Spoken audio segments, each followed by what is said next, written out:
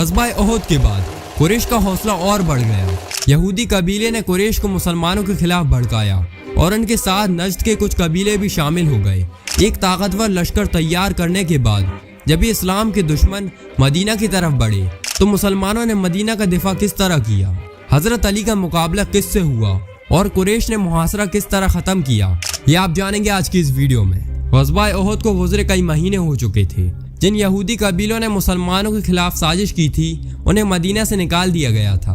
ये यहूदी कबीले खैबर में जाकर आबाद हो गए। इन कबीलों में से एक कबीला बनु नज़ीर था। बनु नज़ीर कबीले ने मुसलमानों से बदला लेने के लिए मक्का का रुख किया, जहां बनु नज़ीर ने कुरैश को मुसलमानों के खिलाफ भड़काया, जिस पर कुरैश ने उन्हें अपने बुतों के सामने सजदा करने को कहा और यहूदी सरदारों ने सजदा कर दिया।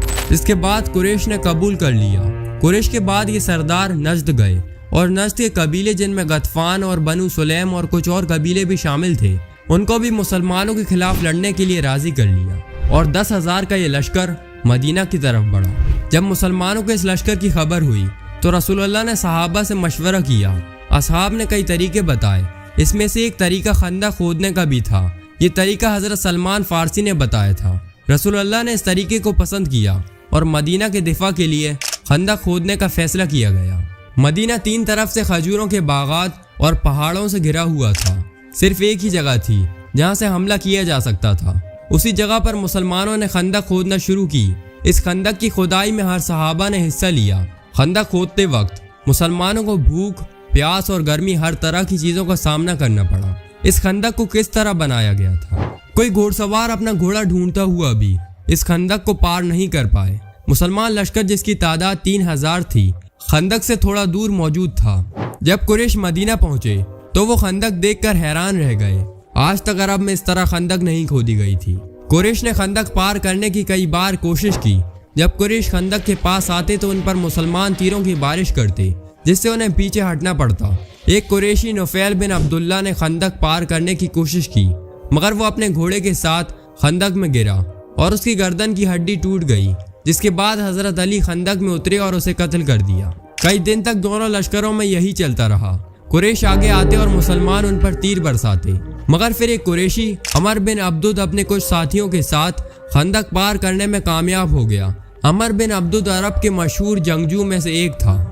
उसने मुसलमानों को 3 बार ललकारा, मगर कोई न बढ़ा। तीनों बार हज़रत अली ने हाथ उठाया, मगर रसूलुल्लाह ने इजाज़त ना दी।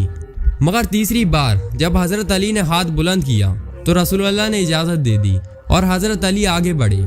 हज़रत अली ने अम्र को इस्लाम की दावत दी और कहा कि भतीजे, मैं तुम्हें कत्ल नहीं करना चाहता, तुम वापस लौट जाओ। मगर हज़रत अली ने जवाब दिया कि मैं तुम्हें कत्ल करना चाहता हूँ। ये जवाब सुनते ही अमर घोड़े से उतरा और हज़रत अली की तरफ बढ़ा। अमर ने हज़रत अली पर वार किया, जो हज़रत अली ने ढाल से रोका, मगर अमर की तलवार ढाल को चीरती हुई हज़रत अली तक पहुंच गई। इसके बाद हज़रत अली ने वार किया, जो अमर की गर्दन पर लगा और वो कत्ल हो गया। जब अमर को कत्ल होते हुए उसके साथ आए साथियों ने देखा तो वो वापस भागने लगे। अब दोनों तरफ से तीरों की एक दूसरे के ऊपर बारिश शुरू हो गई। हज़रत खालिद ने भी अपने दस्ते के साथ खंदक पार की, मगर वो नाकाम लौट गए। मुहासरा लंबा होता गया और मुशरिकीन में इख्तिलाफ पैदा होना शुरू हो गया और उन्होंने मुसलमानों पर हमला करना ही छोड़ दिया। जिसके बाद रसूलुल्लाह की अल्लाह से की हुई दुआ कबूल हुई। एक रात सख्त सर्द तूफान चला। ये तूफान इतना तेज था कि कुरैश के खेमे उखड़ गए और वो रात ही को मुहासरा ख़त्म करके वापस चले गए। जब अगली सुबह हुई तो दुश्मन का लश्कर मुसलमानों के सामने मौजूद ना था, सिर्फ उनका सामान ही बाकी रह गया था। मुसलमानों ने माल गनीमत जमा किया।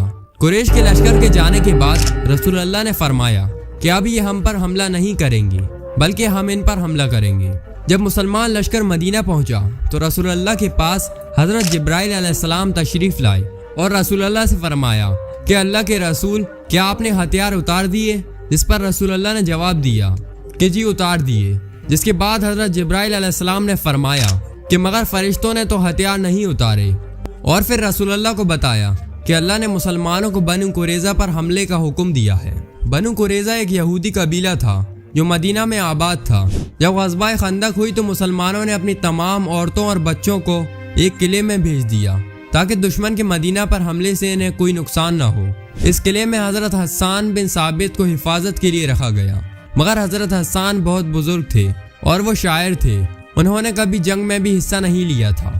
جب ایک یہودی جاسوس قلعے کے پاس آیا تو رسول اللہ کی پھوپھی حضرت صفیہ نے حضرت حسان کو اس بارے میں بتایا، مگر کیونکہ حضرت حسان بہت بزرگ تھے اس لیے وہ کچھ نہیں کر سکتے تھے.